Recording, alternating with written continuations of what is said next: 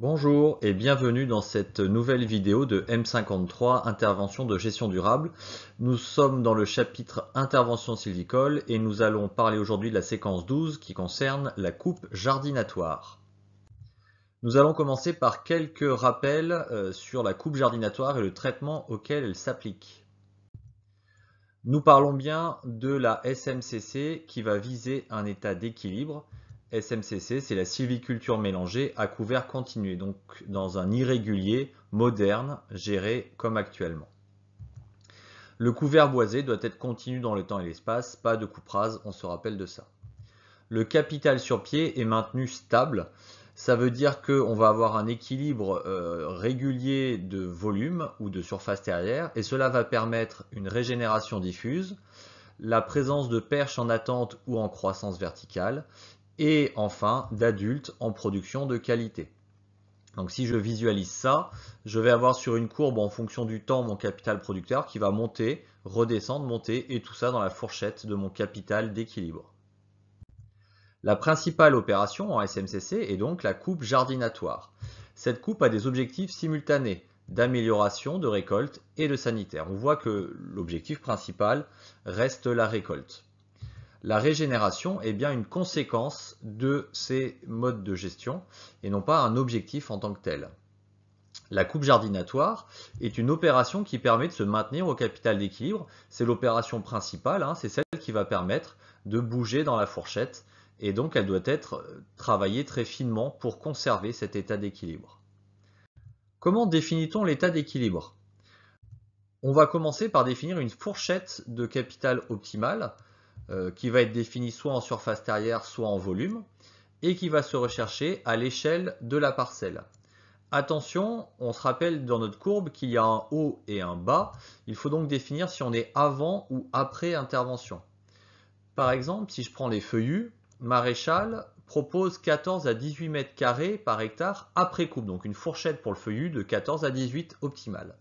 Si je prends une référence chez Barre, je vois qu'il cherche 18 à 21 mètres carrés avant coupe. On ne peut donc pas comparer ces chiffres directement, mais ils restent équivalents. C'est-à-dire que si j'applique une coupe autour de 20% à ce que propose Barre, je vais retomber à peu près sur les chiffres de Maréchal.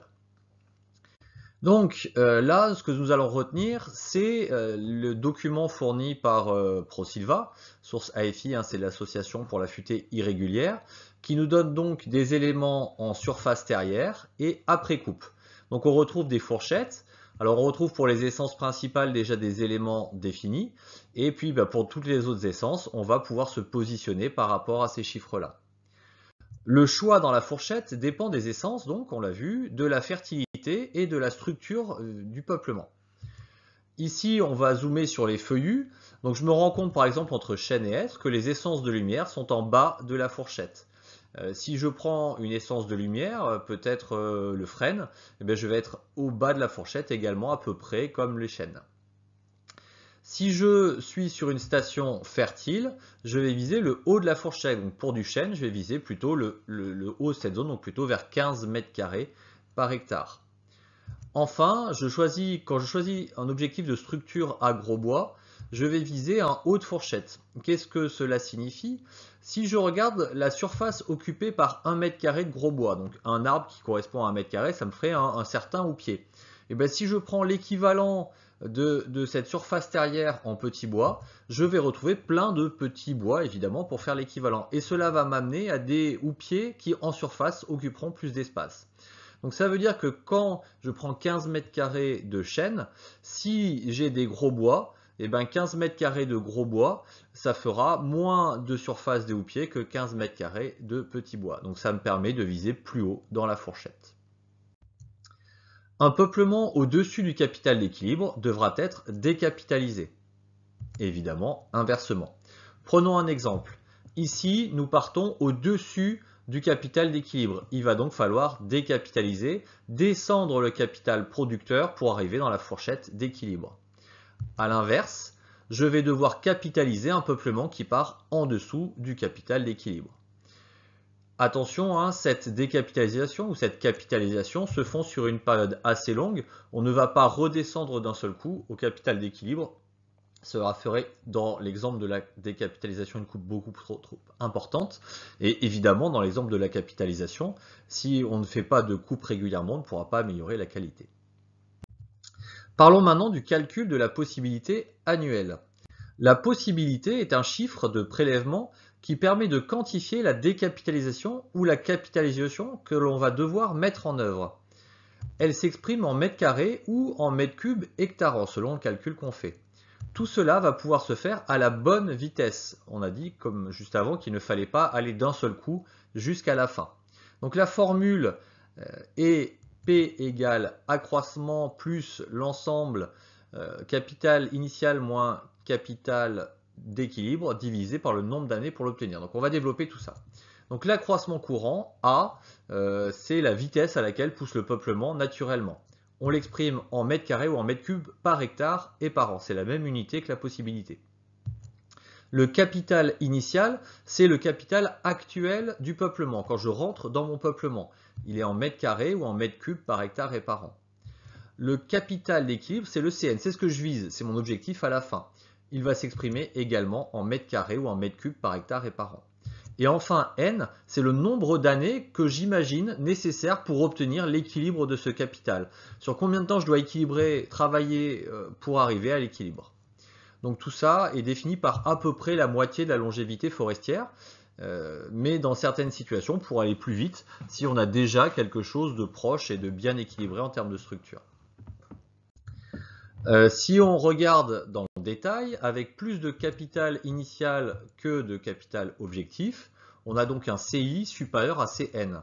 Donc CI moins CN est supérieur à 0, donc on va avoir une possibilité supérieure à l'accroissement. Ça correspond à la décapitalisation dont on parlait tout à l'heure.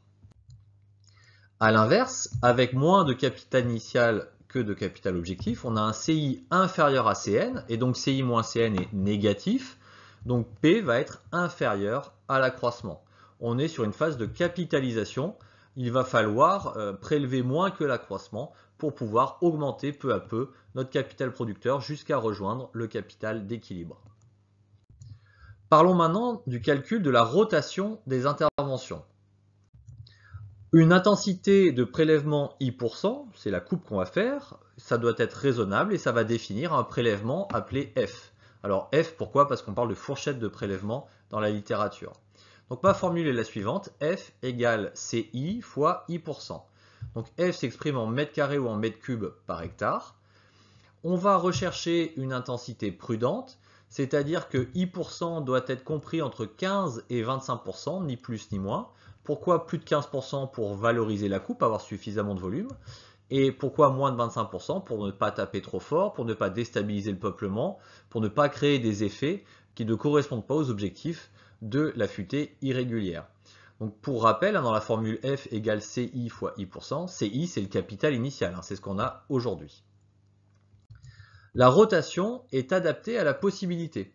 Donc si je prends la formule, R, la rotation, est égale à la fourchette de prélèvement, donc le prélèvement, divisé par la possibilité.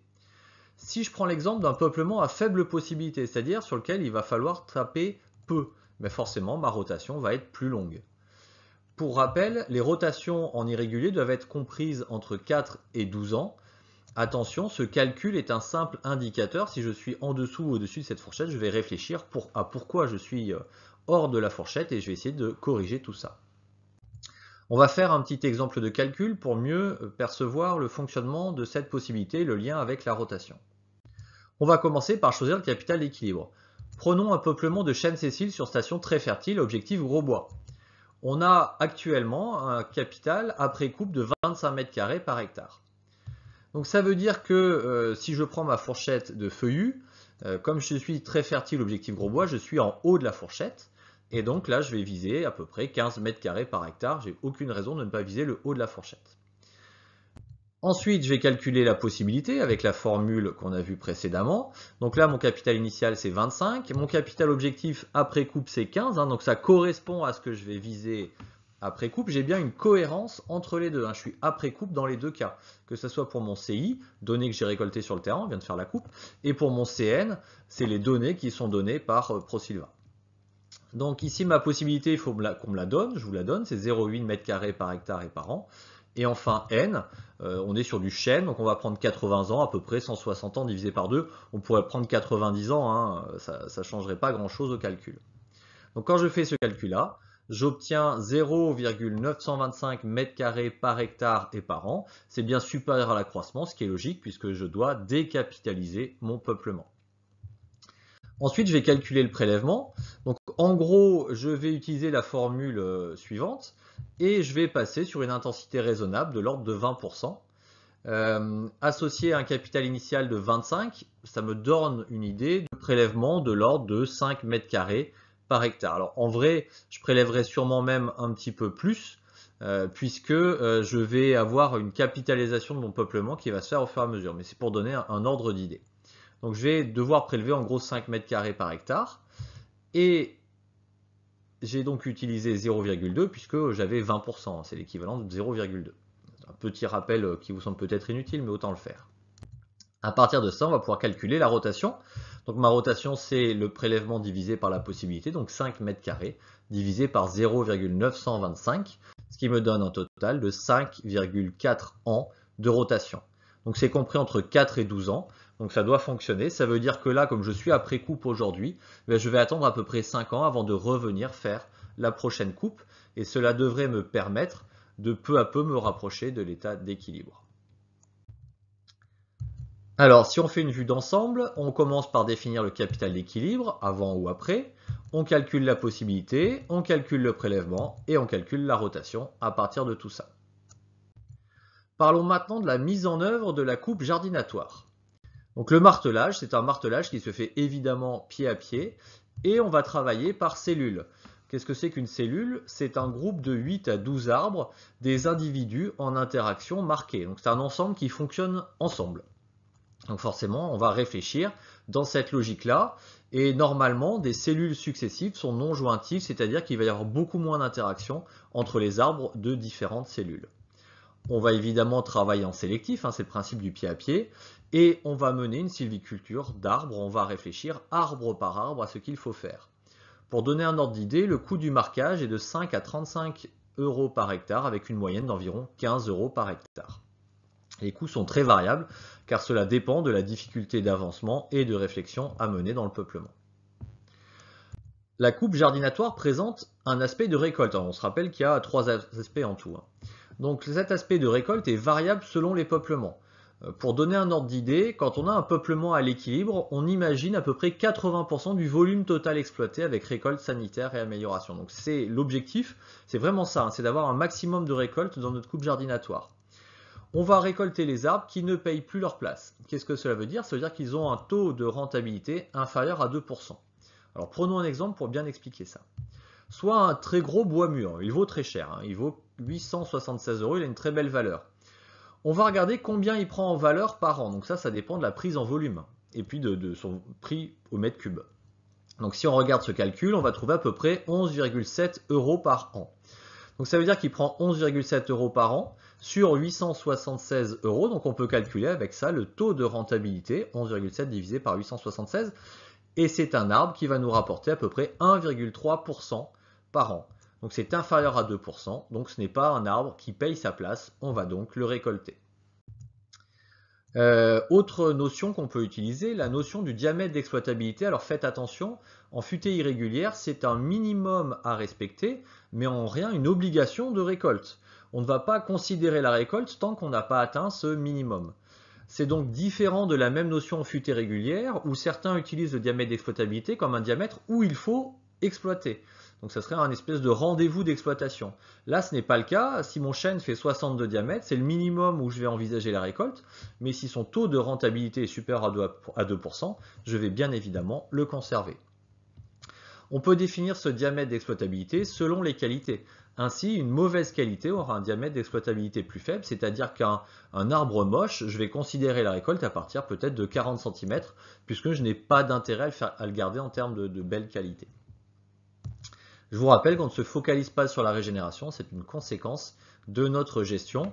Toutes ces récoltes vont amener de la lumière et vont permettre à la régénération diffuse d'exploser et de se développer en cône de régénération. L'objectif d'amélioration permet aux tiges de qualité d'exprimer tout leur potentiel. on va toujours travailler pour le bel arbre ou éventuellement dans notre cellule pour le moins pire. On ne va pas mener de coupe pour la simple raison qu'un arbre est de mauvaise qualité. S'il n'améliore pas, s'il n'est pas récoltable, on n'a aucune raison de le couper. Il a peut-être un rôle de couvert, il va éduquer des perches, il va jouer un rôle par ailleurs. On va globalement favoriser l'essence minoritaire et favoriser le mélange d'essences.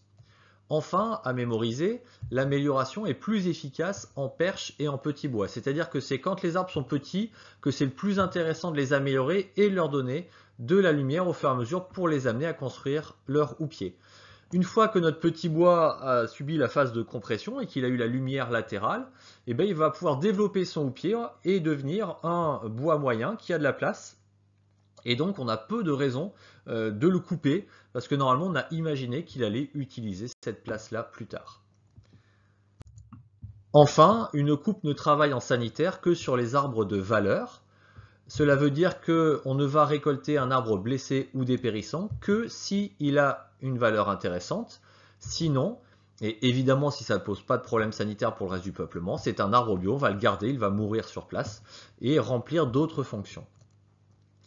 Enfin, on va se rappeler qu'il va falloir travailler avec une exploitation en régie, c'est-à-dire qu'il va falloir utiliser soi-même les exploitants pour pouvoir surveiller plus finement leur travail. Et on va aussi souvent travailler en tri des bois. Tout cela va permettre une bonne valorisation. Donc on va organiser un réseau de vidange, bien évidemment, d'à peu près 30 mètres d'axe en axe, au minimum. On va adapter les tarifs, ne pas hésiter à payer plus cher pour une exploitation plus fine. On va même envisager un néoupage, c'est-à-dire une coupe des grosses branches charpentières pour éviter que lors de l'exploitation de l'arbre, il y ait un risque d'avoir une bille de pied qui s'abîme. Et enfin, on ne va pas hésiter à repérer les tiges d'avenir pour que le bûcheron puisse travailler en ayant en tête les endroits où il ne faut surtout pas abîmer les arbres. Enfin, on a parlé du tri des bois bord de route.